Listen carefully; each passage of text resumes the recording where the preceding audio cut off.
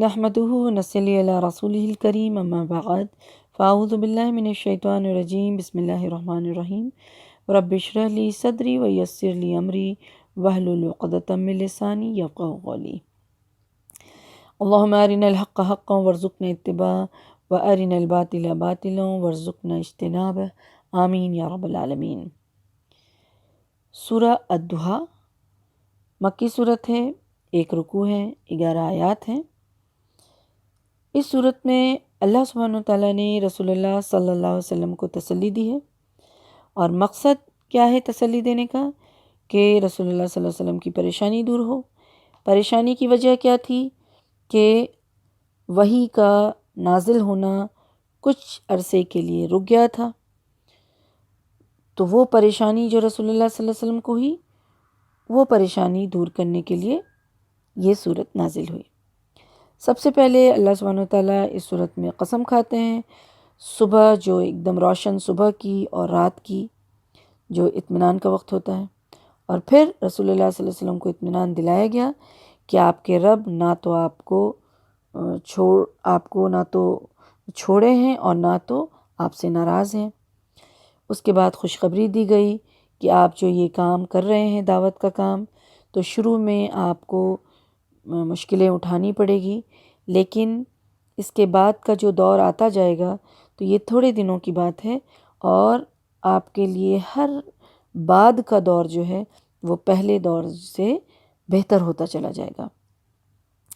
اور کچھ زیادہ ٹائم نہیں لگے گا، اور اللہ تعالیٰ آپ پر اتنی بخشش کرے گا، اتنا آپ کو دے گا، اتنی نعمتیں دے گا کہ آپ خوش ہو جائیں گے۔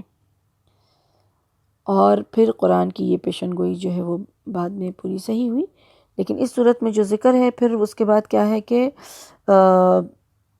اس کے بعد پھر بتایا جا رہا ہے کہ آپ یہ کیسے یہ خیال دل میں لا رہے ہیں کہ آپ کہ رسول اللہ تعالیٰ آپ کو ناراض ہو جائے آپ سے، یا آپ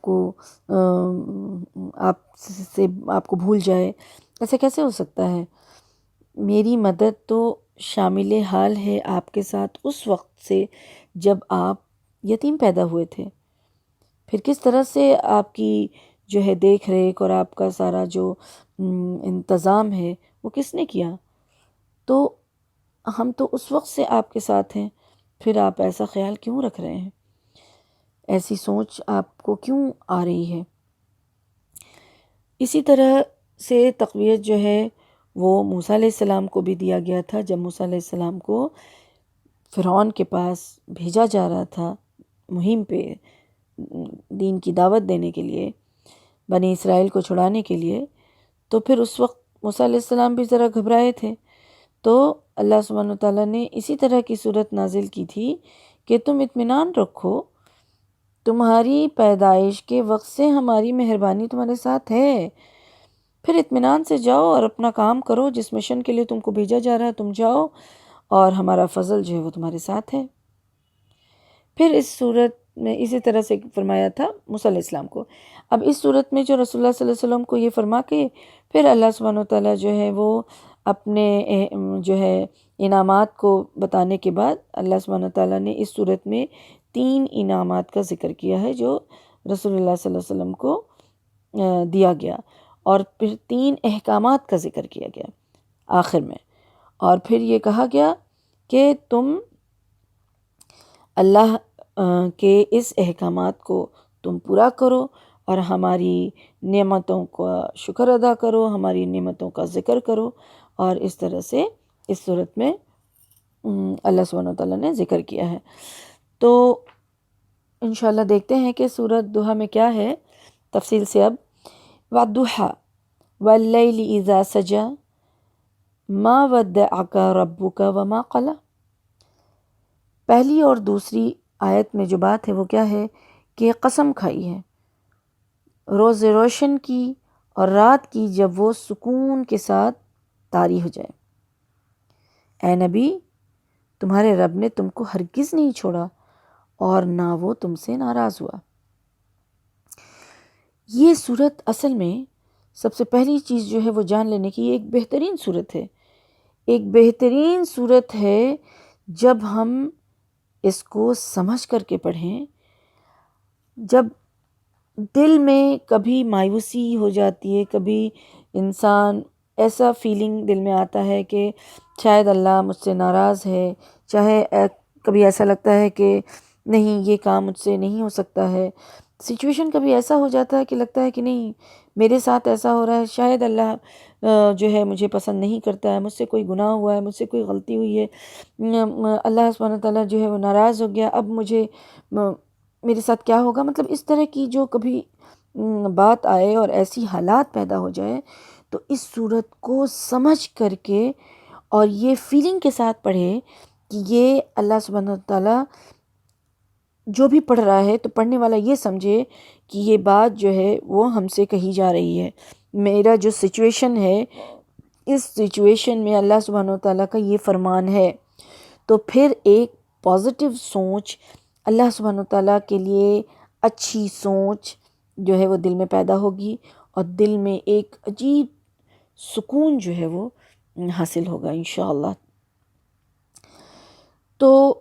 یہ صورت میں تو سب سے پہلے جو ہے آیت نمبر 1 اور 2 میں جو ہے وہ قسم کھایا گیا ہے، اور قسم کھا کر کے اللہ سبحانہ تعالیٰ جو ہے پہلی آیت میں اللہ تعالیٰ نے چاشت کے وقت کی یعنی کہ روشن صبح کی قسم کھائی ہے، جب سورج جو ہے ایک دم بلند ہو چکا رہتا ہے ایک دم، اور لوگ اپنے اپنے کام کاج میں مشغول ہو جاتے ہیں ہر کوئی، اور یہ وقت اس کے رات کا وقت جو ہے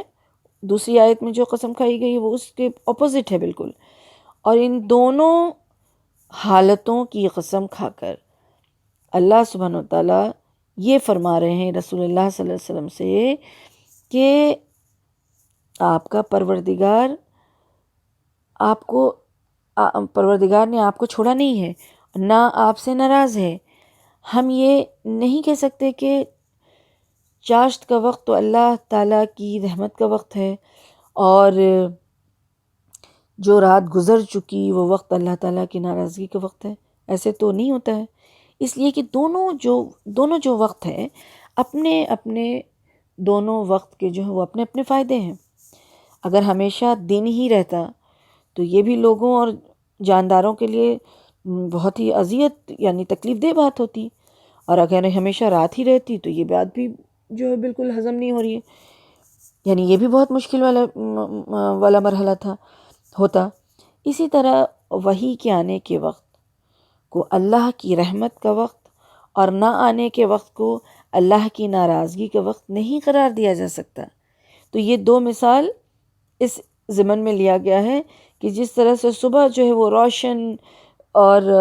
ہوتا ہے ایک دم رونق والا، اور رات جو ہے سکون والا اطمینان والا ہوتا ہے، تاریکی ہوتی ہے، تو ایسا نہیں ہے کہ یہ کوئی وجہ ہے، بلکہ دونوں کی اپنی اپنی اہمیت ہے اور دونوں ہی زندگی میں جو ہے وہ اس کی ضرورت ہے۔ تو وحی کی حالت میں رسول اللہ صلی اللہ علیہ وسلم کو لذت تو حاصل ہوتا تھا، لیکن یہ وقت آپ صلی اللہ علیہ وسلم کے لیے اتنا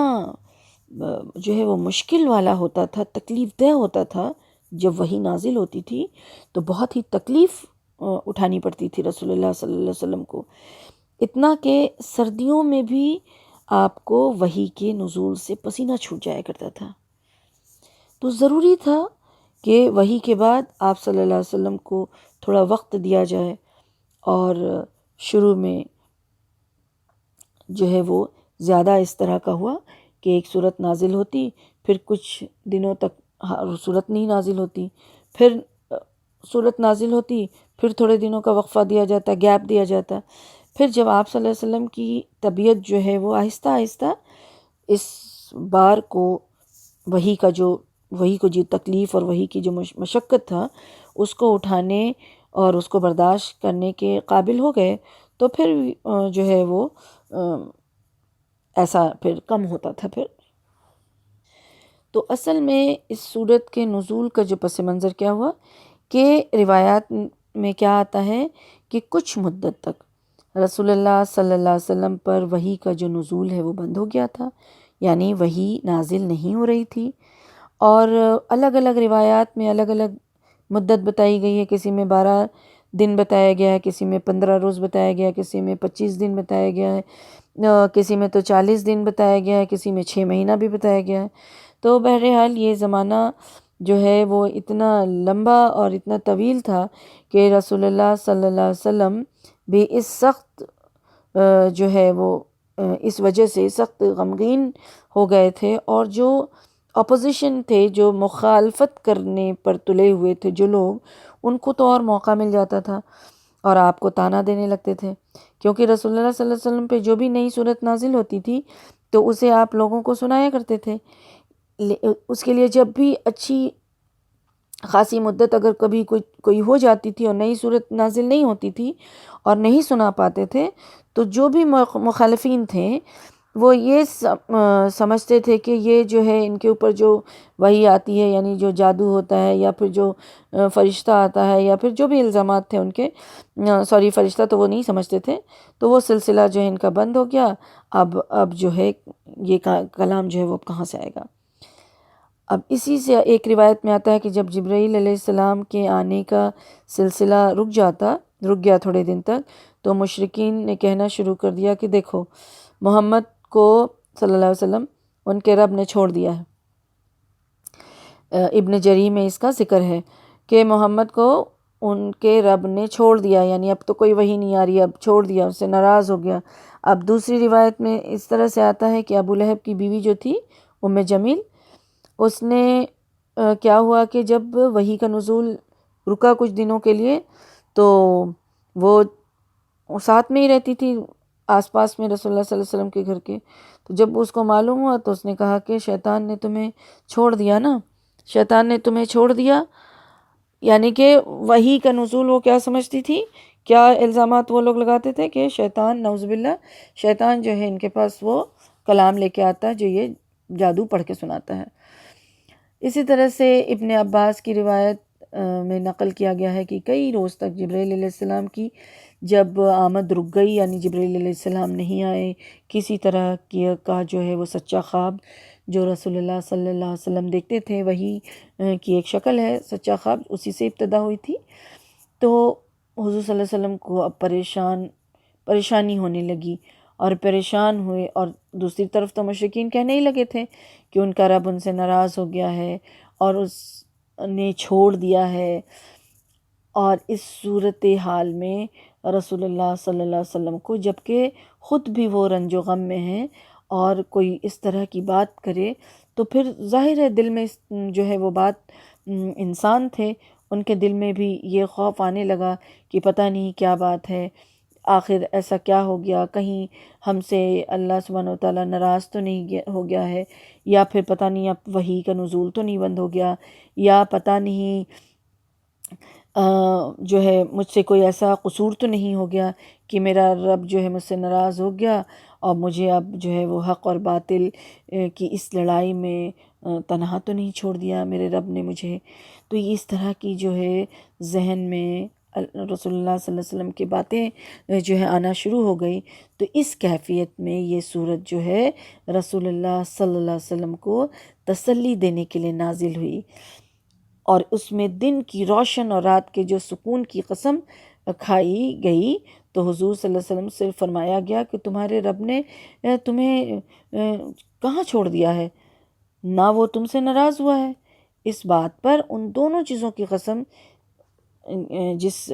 ضمن میں کھائی گئی وہ یہ ہے کہ جس طرح دن کا روشن ہونا اور رات کا جو ہے تاریک ہونا، دونوں کا ایک اہم کردار ہے، ایک اہم اہمیت ہے دونوں کی، تو اسی بنا پر ہوتا ہے کہ اللہ تعالیٰ دن کے وقت جس طرح سے لوگوں کو خوش رکھتا ہے، حشاش بشاش لوگ رہتے ہیں اور ایکٹیو رہتے ہیں، اسی طرح رات کے وقت ان جو ہے وہ سوتے ہیں، آرام کرتے ہیں۔ تو اس سے ناراض ہونے کی تو کوئی بات نہیں ہے، بلکہ یہ دونوں حالتیں ایک عظیم حکمت کے تحت ہوتا ہے، اللہ کی حکمت ہے اس میں۔ تو کچھ دن وحی کا بھیجنا اور کچھ دن اس کا رک جانا، یہ بھی ایک حکمت اور مصلحت کی بنا پر ہے، اس کا کوئی تعلق اس بات سے نہیں ہے کہ جب اللہ تعالیٰ آپ سے خوش ہوں گے تو وہی نازل کریں گے، وہی بھیجیں گے، اور جب وہ وہی نہیں بھیج رہے تو اس کا معنی یہ ہو کہ تم سے وہ ناخوش ہوئیں یا تمہیں چھوڑ دیا ہے، ایسی کوئی بات نہیں ہے۔ اس کے علاوہ جو ہے دوسری جو بات ہے اس مضمون میں یہ ہے کہ دن کی روشنی اگر مسلسل جو انسان پہ رہے تو پھر انسان جو ہے وہ اکتا جائے گا، تھک جائے گا۔ ایک خاص وقت کے لیے رات کا ہونا بھی ضروری ہے، دن کا ہونا بھی جو ہے وہ ضروری ہے۔ اچھا، اب اس کے بعد جو اللہ سبحانہ وتعالیٰ یہ فرما رہے ہیں کہ وَلَلْآخِرَةُ خَيْرٌ لَكَ مِنَ الْأُولَى،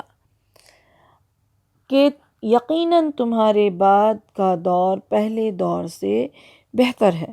یعنی یہ خوشخبری اب اللہ سبحانہ وتعالیٰ نے رسول اللہ صلی اللہ علیہ وسلم کو ایسی حالت میں دی تھی کہ جب کچھ ہی لوگ تو تھے، وہ لوگ جو ایمان پر تھے رسول اللہ صلی اللہ علیہ وسلم کے ساتھ، کچھ ہی لوگ تھے ابھی۔ آپ صلی اللہ علیہ وسلم کے ساتھ ساری قوم تو مخالف تھی، اگینسٹ میں تھی، اور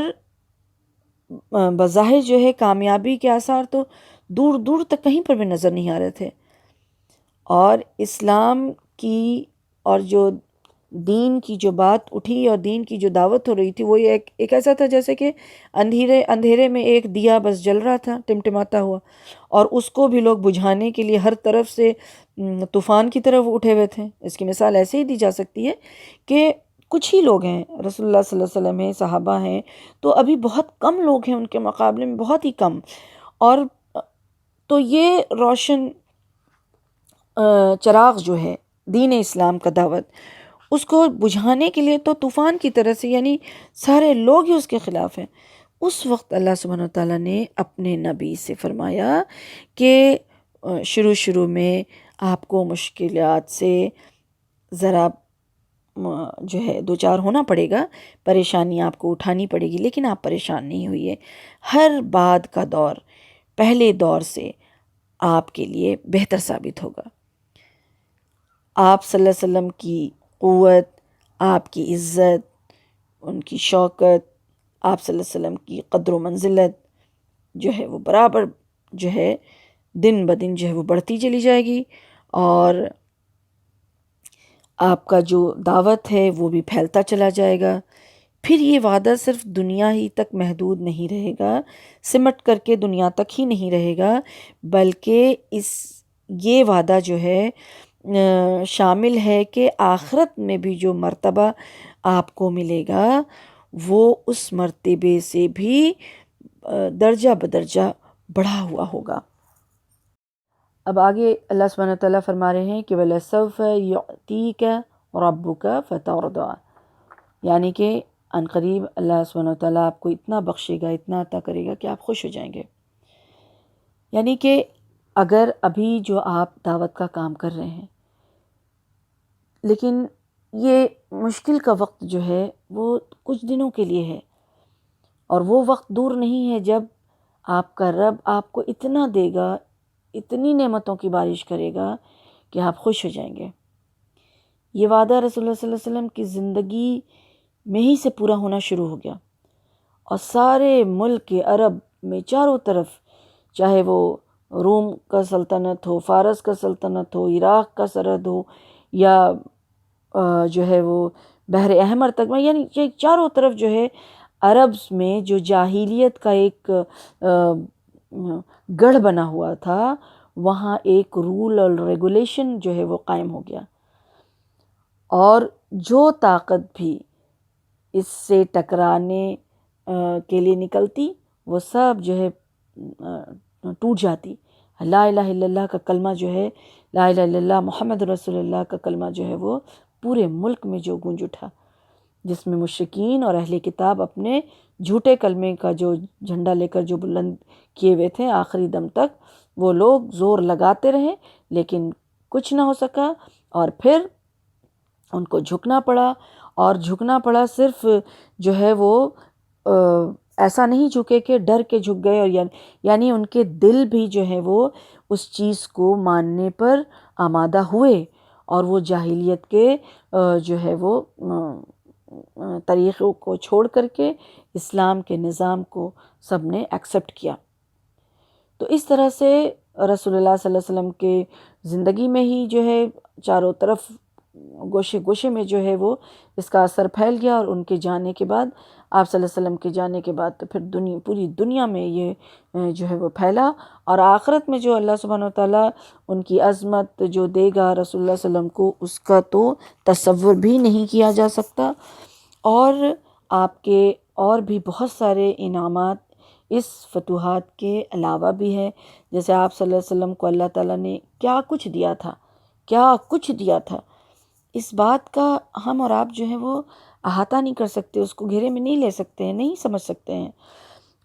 وہ ہم سوچ بھی نہیں سکتے کہ وہ کون سی عزت اور شرف کی بات تھی جو آپ صلی اللہ علیہ وسلم کو اللہ تعالیٰ نے عطا نہیں کی تھی۔ آپ صلی اللہ علیہ وسلم کو صحابہ کرام کی ایسی جماعت عطا کی جس میں سے ایک ایک فرد، ایک ایک شخص جو ہے وہ آپ صلی اللہ علیہ وسلم پہ اپنی جان تک جو ہے قربان کرنے کے لیے تیار رہتا تھا ہر وقت، اور اس میں اپنا لوگ جو ہے اس کو فخر محسوس کرتے تھے اس بات کے لیے۔ آپ صلی اللہ علیہ وسلم کو اللہ تعالیٰ نے مسلمانوں کا جو ہے وہ غیر مشروط متاع بنایا، یعنی رسول اللہ صلی اللہ علیہ وسلم کی اطاعت کیا ہے؟ غیر مشروط ہے، یعنی کوئی شرط نہیں ہے، کوئی کنڈیشن نہیں ہے، وداؤٹ اینی کنڈیشن رسول اللہ صلی اللہ علیہ وسلم کی پیروی کرنے کا حکم ہے۔ جبکہ رسول اللہ صلی اللہ علیہ وسلم کے علاوہ جتنے بھی اللہ سبحانہ وتعالیٰ نے جس کی بھی عظمت رکھی ہے زندگی میں کہ ان کی پیروی کرو، ان کا کہنا مانو، جیسے والدین کا کہنا ماننا، ان کی اطاعت کرنا،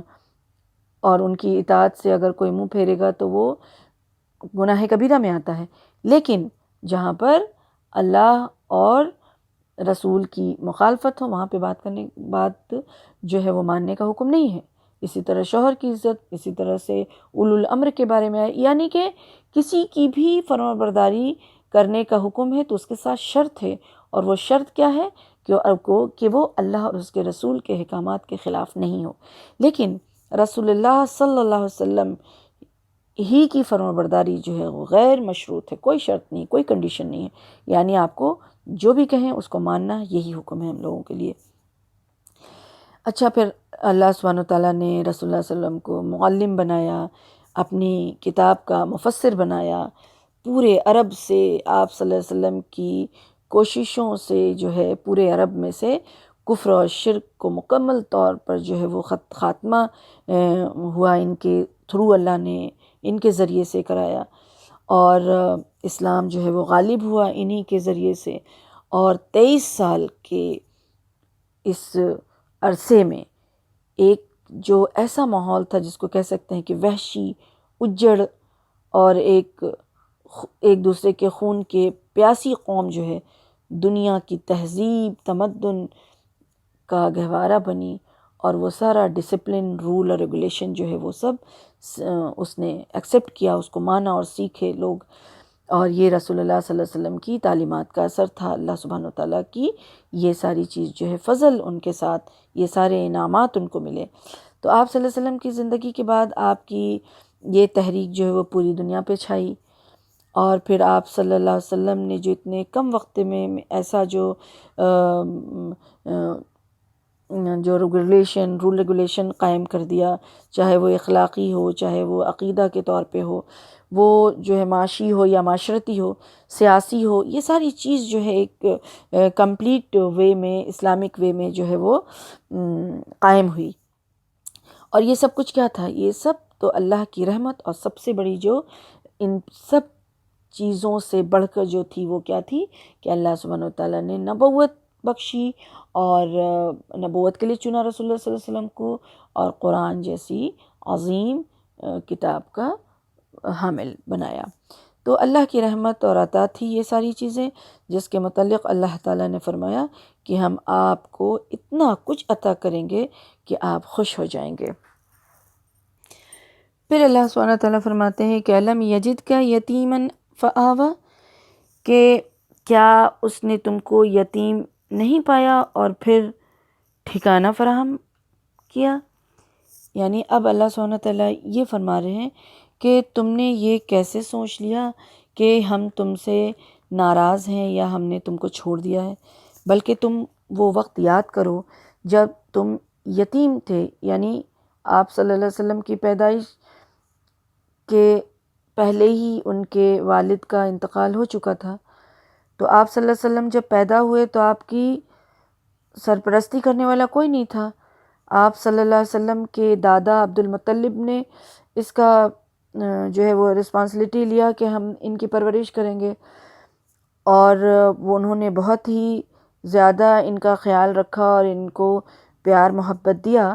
لیکن اپنے بچوں سے بڑھ کر کے۔ لیکن ابھی 6 ہی سال کے تھے کہ ان کی والدہ کا انتقال ہو گیا، اور آپ دونوں طرح سے یتیم ہو گئے، یعنی کہ پہلے تو والد صاحب تو پہلے ہی نہیں تھے، ماں کا بھی انتقال ہو گیا۔ 8 سال کے ہوئے تو آپ صلی اللہ علیہ وسلم کے جو دادا تھے عبد المطلب، وہ بھی وفات پا گئے۔ اب آپ صلی اللہ علیہ وسلم کی سرپرستی کی ذمہ داری جو ہے آپ صلی اللہ علیہ وسلم کے ایک چھوٹے چچا ابو طالب نے سنبھالی، جنہوں نے آپ صلی اللہ علیہ وسلم کو اپنی اولاد سے بڑھ کر کے پیار دیا۔ پھر جب آپ صلی اللہ علیہ وسلم کو نبوت ملی اور آپ صلی اللہ علیہ وسلم کی جو ہے برادری کے لوگ بھی آپ صلی اللہ علیہ وسلم کے دشمن ہو گئے، تو ابو طالب نے اسلام نہ لانے کے باوجود ہر تنگی، ہر مشکل وقت میں آپ صلی اللہ علیہ وسلم کا ساتھ دیا۔ اسلام بولے کہ نہیں آئے، لیکن اللہ سبحانہ وتعالیٰ نے ان کے دل میں اتنی محبت ڈالی کہ رسول اللہ صلی اللہ علیہ وسلم کی ہر طرح سے پروٹیکشن کرتے تھے اور ساتھ دیتے تھے۔ اور برادری کے جو لوگ دشمن تھے، دشمنی اور عداوت جو ہے اتنا سخت تھا، تو ہر جو ہے اپنے جو ویسا ماحول تھا تو ہر طرح کے خطرات بھی تھے۔ تو رسول اللہ صلی اللہ علیہ وسلم جب تک ابو طالب یعنی ان کے چچا جو ہیں وہ حیات سے تھے، یعنی دنیا میں تھے، تب تک وہ بغیر جو کسی خوف کے، بغیر کسی خطرے کے جو ہے نبوت کا جو کام تھا وہ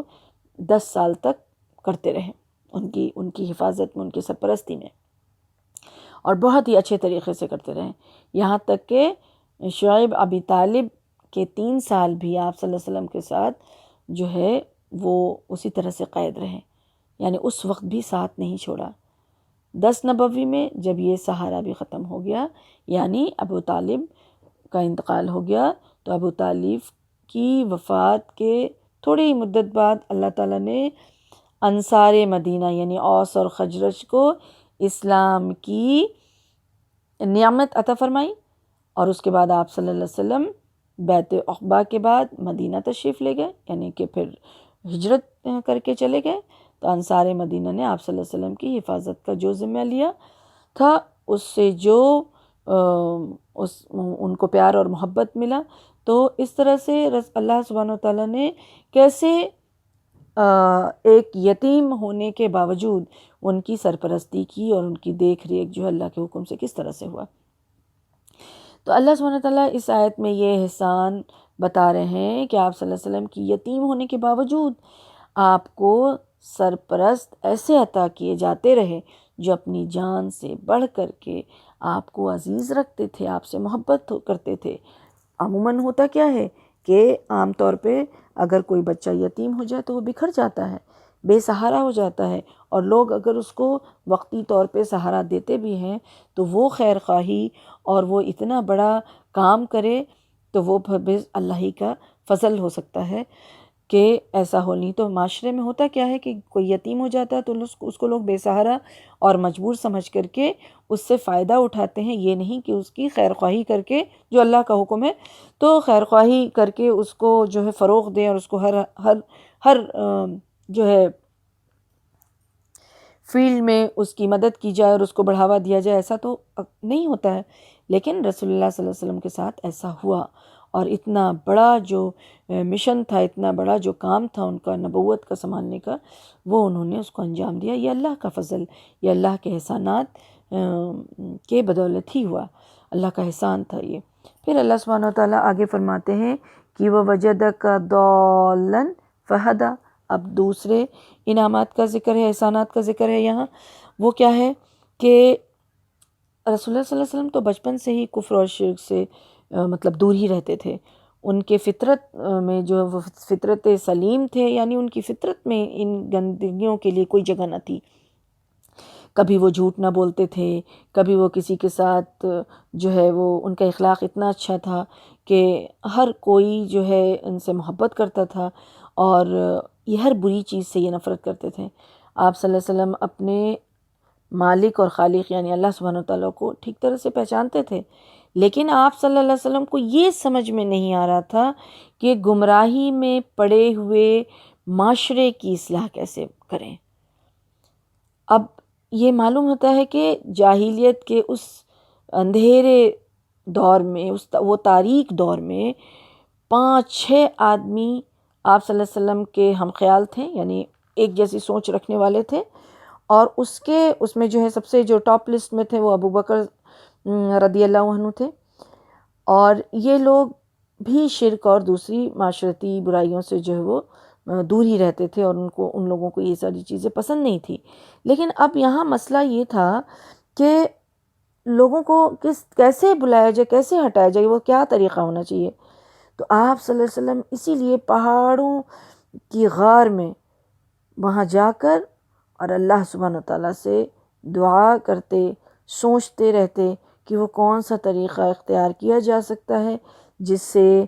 اللہ کی مخلوق کو کفر اور شرک کی گمراہیوں سے بچایا جا سکے۔ تو اللہ سبحانہ تعالیٰ نے غار حرا میں جب رسول اللہ صلی اللہ علیہ وسلم موجود تھے، تو آپ صلی اللہ علیہ وسلم پہ پہلی وحی جو ہے جبرائیل علیہ السلام جو ہے وہ لے کر کے آئے تھے، پہلی وحی کا نزول ہوا تھا۔ تو یہ یہاں اللہ سبحانہ تعالیٰ آپ صلی اللہ علیہ وسلم کی یہ طلب کو پورا کرنے کے لیے جو راہ ہموار کیا، راہ آسان کیا، جو راہ دکھایا یہ وحی کے ذریعے سے، تو آپ صلی اللہ علیہ وسلم جس کے لیے ان کا سینہ جو ہے گھٹ رہا تھا، جس کے لیے وہ غمگین تھے، جس کے لیے وہ پریشان تھے، تو اپنے اس احسانات کو اللہ تعالیٰ یہاں اس نعمت کا ذکر کر رہے ہیں اور اس کو کلیئر کر رہے ہیں کہ تم کو وہ راہ پتہ نہیں تھا تو ہم نے تمہیں راہ دکھایا۔ اب تیسرے انعامات کا ذکر کہ وَوَجَدَكَ عَائِلًا فَأَغْنَىٰ، یعنی آپ کو نادار پا کر ہم نے تو آپ کو مالدار کر دیا تھا۔ اب بچپن سے کیا حال تھا کہ بچپن میں جب رسول اللہ صلی اللہ علیہ وسلم جب پیدائش ہوئی تو وہ تو یتیم پیدا ہوئے۔ اب والد صاحب میراث کے نام پہ ایک اونٹنی اور ایک لونڈی چھوڑ کر گئے تھے۔ اب رضاعت کا جب مسئلہ آیا، یعنی دودھ پلانے کا مسئلہ، تو دائیاں آتی تھیں اور وہ لے جاتی تھیں دودھ پلانے کے لیے، اجرت لیتی تھیں اس کے بدلے میں۔ لیکن جب ان لوگوں نے دیکھا کہ والد تو موجود ہے نہیں اور یتیم بچہ ہے، تو کیا اجرت یہ لوگ دے سکیں گے، اور کچھ ویسا مال ہے نہیں، تو آخر میں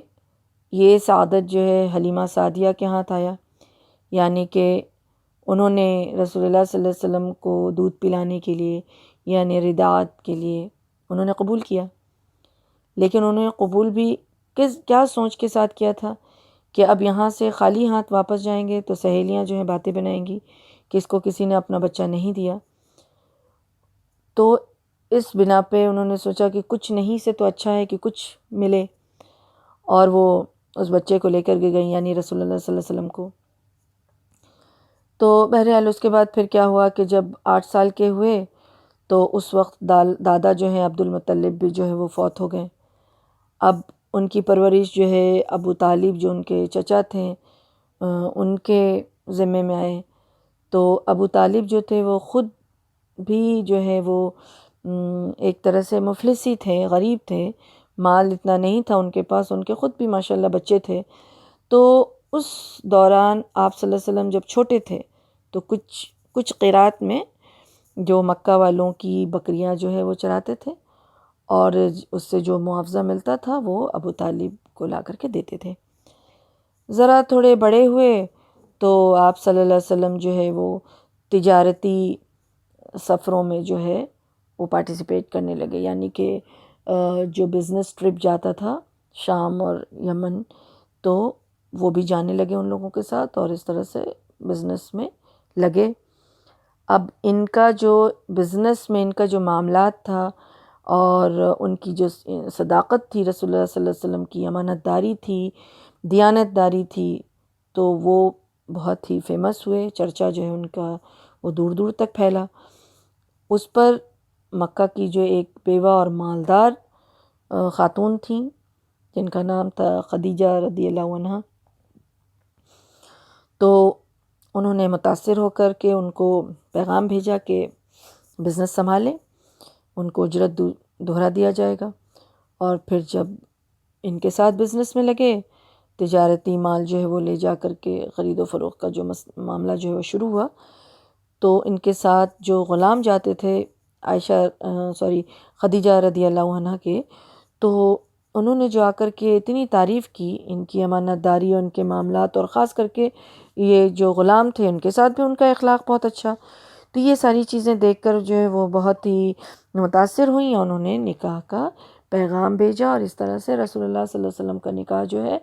وہ خدیجہ رضی اللہ عنہ سے ہوا، جو کہ بیوہ عورت تھیں اور ان کی عمر بھی 40 سال تھی، اور جبکہ رسول اللہ صلی اللہ علیہ وسلم کی عمر صرف 25 سال تھی اس وقت. تو شادی ہو گئی. اب نکاح کے بعد خدیجہ رضی اللہ عنہ نے اپنا سارا مال و دولت اور غلام آپ صلی اللہ علیہ وسلم کو دے دی. اب آپ صلی اللہ علیہ وسلم کچھ سالوں تک، کچھ دنوں تک تجارت کرتے رہے، مگر جلدی ہی کیا کیے کہ سارا مال جو اللہ کی راہ میں محتاجوں کو، غریبوں کو، بیواؤں کو، بے روزگاروں کو، یعنی جن کو بھی ضرورت تھی، سارے ضرورت مندوں میں انہوں نے تقسیم کر دیا. کیونکہ رسول اللہ صلی اللہ علیہ وسلم نے اپنے لیے فقر کو چنا تھا، اور یہی غنا کی سب سے بہترین جو ہے قسم ہے کہ مالدار ہونے کے باوجود انسان فقر کو ترجیح دے اور سب کچھ اپنا دین کی راہ میں اللہ کے لیے لٹا دے. بعد میں اللہ تعالیٰ نے جو ہے اس کے بعد پھر جب ہجرت ہوا اور جنگیں ہوئیں، تو پھر مال غنیمت جو آیا اس میں سے بھی 5واں حصہ ملتا تھا. تو اس طرح سے رسول اللہ صلی اللہ علیہ وسلم مال دولت اور حکومت کے باوجود سارا مال جو دولت جو ہے وہ تو تقسیم کر دیتے تھے، اور صرف اتنا ہی رکھتے تھے جو اپنے گھر والے کے لیے گھریلو ضرورتوں کے لیے پورا ہو سکے، بس اتنا ہی، بس ایک دم تھوڑا بیسک نیڈ جس کو کہا جاتا ہے اس کے لیے ہی رکھتے تھے. اور ساری زندگی دولت پر فقر کو جو ہے ترجیح دی، دولت پر فقر کو ترجیح دی. تو اس آیت میں آپ صلی اللہ علیہ وسلم کی ابتدائی مفلسی اور اس کے بعد آپ کے اسی قسم کی غنا کا ذکر ہے. یعنی کہ نادار تھے، مفلسی تو نہیں کہا جائے گا ان کے لیے، نادار تھے، لیکن یہ جو شروعات کی کا جو دور تھا اس وقت کا یہاں ذکر ہے کہ پھر کیا میں نے آپ کو مالدار نہیں کر دیا تھا. اب یہاں سے جو ہے وہ احکامات کا ذکر ہو رہا ہے. اب 3 احسانات کے بعد احکامات کا ذکر ہو رہا ہے. وہ یہ ہے کہ آپ کو اب کرنا کیا ہے، کرنے کے کام جو ہیں وہ بتائے جا رہے ہیں کہ کیا کرنا ہے. فَأَمَّا الْيَتِيمِ وَلَا تَقْهَرْ وَأَمَّا السَّائِلَ فَلَا تَنْهَرْ. یعنی کہ جب آپ یتیم کو پائیں تو اس کے ساتھ سختی نہ کریں اور نہ کسی سائل کو جھڑکیں. سائل کو جھڑکنے کی جو ہے ممانعت کی گئی، اور یتیم کے ساتھ سختی نہ کرنے کے لیے کہا گیا. اور پھر فرمایا کہ وَأَمَّا بِنِعْمَتِ رَبِّكَ فَحَدِّثْ، کہ آپ اپنے پروردگار کے جو بھی انعامات اللہ نے تو آپ پر کیا ہے اسے بیان کیا کیجئے. یعنی 3 احکامات یہاں ہوا کہ ایک تو یتیم کے بارے میں کہ جس طرح ہم نے آپ کی یتیمی کے دوران ہر مرحلے پر آپ کا خیال رکھا، اسی طرح آپ بھی یتیموں سے بہترین سلوک کریں. نہ انہیں دبائیں، نہ ان پر سختی کریں، نہ انہیں ایسے ہی بیکار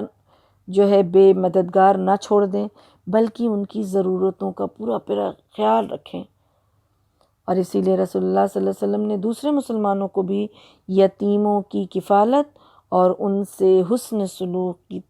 ترغیب دی ہے، اور ترغیب دیتے ہوئے فرمایا ہے کہ میں اور یتیم کا کفیل، یعنی جو انسان یتیم کی کفالت کرتا ہے، جنت میں اس طرح اکٹھے ہوں گے. پھر آپ صلی اللہ علیہ وسلم نے اپنی دونوں شہادت کی انگلیوں کو جو ہے وہ سٹا کر کے ایسے دکھایا کہ ایسے قریب ہوں گے، قریب ہوں گے. یعنی کہ یتیم کی کفالت کا بہت ہی اجر دوسری جگہ بھی اور بھی حدیث میں آیا ہے، قرآن اور حدیث میں بڑی فضیلت آئی ہے اس کی. اور دوسرا جو احکام دیا گیا وہ کیا ہے؟ سائل سے نرم برتاؤ کرنا. سائل کا معنی کیا ہوتا ہے؟ یعنی کوئی چیز مانگنے والا اور کوئی بات پوچھنے والا. اس کا دو معنی لیا جا سکتا ہے. ایک معنی لیا گیا ہے کہ نرم برتاؤ کرنا ہے کس کے ساتھ؟ کہ آپ کوئی چیز جو ہے وہ مانگے تو اس کو دیا جائے، کوئی بات پوچھے کوئی تو اس کو پھر بتایا جائے. تو پہلے معنی کے لحاظ سے یہ مطلب ہے کہ اگر کوئی بھی چیز کوئی مانگے پوچھے تو اسے کچھ نہ کچھ ضرور دینا چاہیے، اور دینے کو کچھ نہ ہو تو نرمی سے جو ہے وہ معذرت مانگ لینا چاہیے کہ نہیں ہے میرے پاس. اور لیکن کسی بھی حال میں مانگنے والے کو یعنی سائل کو جھڑکنا جو ہے وہ جائز نہیں ہے، کسی بھی حالت میں جو ہے وہ جائز نہیں ہے. ایک دفعہ آپ صلی اللہ علیہ وسلم نے فرمایا کیا میں تمہیں ایسے آدمی کی خبر نہ دوں جو سب سے بدتر ہے، سب سے بدتر انسان کی خبر نہ دوں؟ تو صحابہ کرام نے عرض کیا کہ ہاں رسول اللہ صلی اللہ علیہ وسلم بتائیے.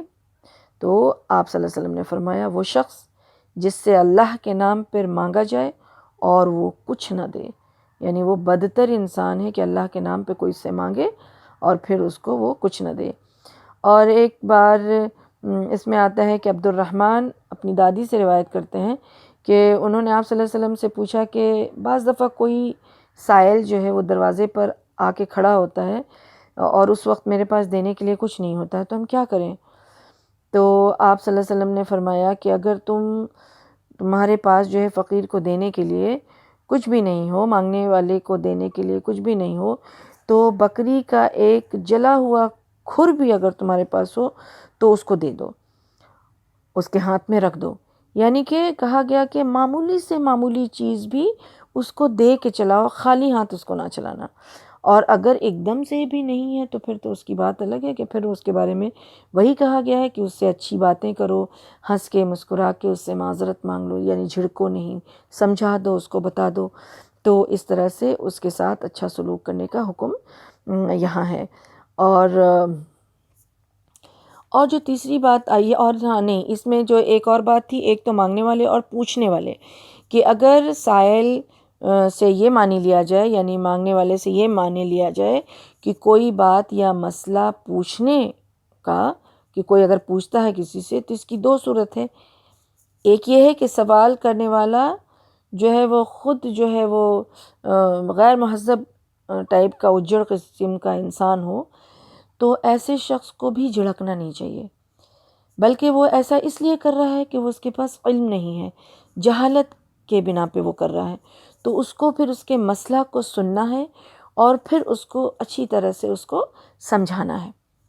اور دوسری صورت یہ ہے کہ علم رکھنے والا خود اپنے علم کا جو ہے اس کو غرور نہیں ہو اور وہ اپنے آپ کو کوئی بڑی چیز نہیں سمجھے، اور اپنے اسی جو ہے اپنے آپ کو اگر ایسا سمجھے گا تو اس کے اندر بدمزاجی آئے گی، اور عام لوگ جب اس سے سوال کریں گے یا مسئلہ پوچھیں گے تو جواب دینا وہ پسند نہیں کرے گا تو اور جھڑک دے گا. تو ان چیزوں سے روکا گیا ہے اور یہ بڑے گناہ کی بات ہے، اور اسی چیز سے یہاں روکا گیا ہے اور منع کیا گیا ہے.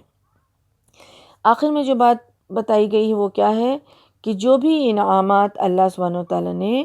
آپ کو آپ کے اوپر کیا اسے بیان کیا کیجیے. یعنی کہ کچھ نعمتوں کا ذکر تو یہ جو 3 نعمتوں کا ذکر تو اس صورت میں ہوا، اس کے علاوہ آپ صلی اللہ علیہ وسلم پہ اللہ کے بے شمار احسانات تھے. اللہ کی نعمتوں کا ذکر اور اظہار کا بہترین طریقہ یہ ہے کہ دل سے اللہ کا شکر ادا کیا جائے پہلی چیز، اور یہ بالکل نہ سمجھا جائے کہ مجھ میں کوئی خاص اہلیت یا قابلیت تھی جس کی وجہ سے مجھ پر اللہ نے یہ احسان کیا ہے، بلکہ یہ صرف اور صرف اللہ کا فضل اور کرم ہی سمجھنا ہے. اور ان نعمتوں کا اسی جذبے کے تحت دوسرے لوگوں کے سامنے بھی اقرار اور اعتراف کرنا ہے، یعنی کہ جو بھی نعمت ملی اس کا ذکر لوگوں کے سامنے کرنا ہے، تو اس کو لوگوں میں عام کرنا ہے اور لوگوں تک پہنچانا ہے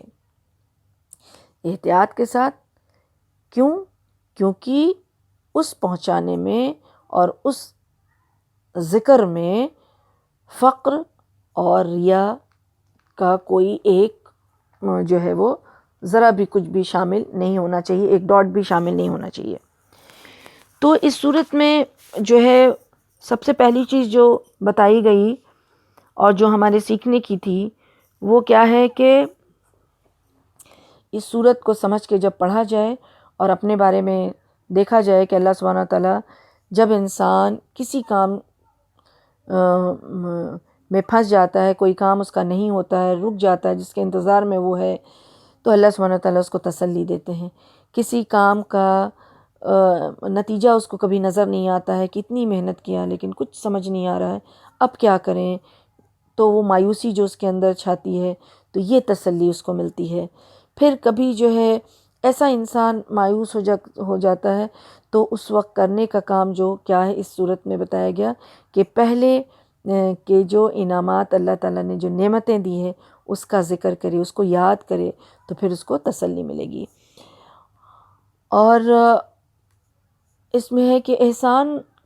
جو نہیں جتانا ہے، اور یہاں جو ذکر کرنے کی بات ہے اس میں ہے کہ جو انسان جو اللہ کا سب کچھ اللہ تعالیٰ نے اس کو دیا، تو اس کا جو ہے وہ نظر بھی آنا چاہیے وہ چیزیں۔ تو نظر آنے میں کیا ہے، اسی طرح سے حدیث میں ایک آتا ہے، حدیث کے مفہوم میں، کہ ایک شخص جب رسول اللہ صلی اللہ علیہ وسلم کے پاس آیا اور اس کا حال جو ہے کچھ حلیہ جو ہے وہ صحیح نہیں تھا، تو رسول اللہ صلی اللہ علیہ وسلم نے پوچھا کہ کیا اللہ نے تمہیں یہ کچھ نہیں دیا ہے؟ تو اس نے کہا کہ ہاں دیا ہے۔ تو پھر کہا کہ جس اللہ نے سب کچھ دیا ہے تو اس کا اثر بھی تو نظر آنا چاہیے، یعنی اس حال میں رہو کہ پتہ چلے کہ ہاں اللہ نے نعمت دی ہے۔ اب یہ انعامات جو ہے وہ ہر انسان پر جو ہے مختلف ہوتا ہے، ہر انسان کو اللہ تعالیٰ نے الگ الگ قسم کے نعمتوں سے نوازا ہے۔ تو اس میں جو کرنے کی چیز ہے اس میں پازیٹیو سوچ رکھنا ہے کہ جو ملا اس کا ذکر کرنا ہے، یا جو ذکر کرنے کی بات آئی ہے کہ جو اللہ نے دیا ہے اس کا ذکر کرنا ہے، جو نہیں ملا اس کا ذکر نہیں کرنا ہے۔ لیکن عام طور پہ کیا ہوتا ہے کہ جو نہیں ہوتا ہے اس کا ہی ذکر انسان کرتا ہے، اور جو ملا ہوتا ہے اس کا ذکر نہیں کرتا ہے۔ تو یہ اپنے طریقے کو چینج کرنا۔ اور دوسرا کہ کسی نے اگر کچھ کیا تو آپ کے ساتھ کسی نے اچھا کیا اس کا ذکر کرنا چاہیے، اور اگر کچھ اچھا نہیں ہوا تو اس کا ذکر نہیں کرنا چاہیے۔ فائدہ کیا ہے؟ اب انسان کا بھی شکر ادا کرنا چاہیے، کیونکہ اللہ کا شکر گزار وہی انسان ہوتا ہے جو لوگوں کا شکر ادا کرتا ہے۔ شکر ادا کرنے کے فائدے کیا ہیں کہ ان شکرتم لازیدنکم، اگر تم شکر کرو گے تو اللہ سبحانہ وتعالیٰ تمہاری نعمتوں میں اضافہ کرے گا۔ تو پھر اب اور بھی اس میں اور کون سی بات تھی کہ اپنے اخلاق کو بہتر بنانے کی بات کی گئی ہے، یتیم کے ساتھ اچھا سلوک، خیر خواہی کرنے کا حکم ہے۔ اور پھر کیا ہے کہ مانگنے والا کوئی بھی ہو اور کیسا بھی ہو تو اس کو خالی ہاتھ نہیں چلانا چاہیے، کچھ نہ کچھ دے دلانا چاہیے، اور نہیں تو پھر اس سے اچھی بات ہی کرنی چاہیے، خیر خواہی کی بات کرنی چاہیے۔ نعمتوں میں سب سے بڑی نعمت جو ہے وہ قرآن کی نعمت ہے، دین اسلام کی نعمت ہے، اس کے بعد پھر اللہ سبحانہ وتعالیٰ جس کو جو بھی نعمت عطا فرمائے۔ تو ان نعمتوں کو جو ہے دوسروں تک پہنچانا بھی ہے، اور زبانی بھی اس کا اعتراف کرنا ہے، اس کا ذکر کرنا ہے، اور لوگوں تک پہنچانے کا کام بھی کرنا ہے۔ لوگوں تک پہنچانے یعنی ذکر کرنے کی جو بات ہے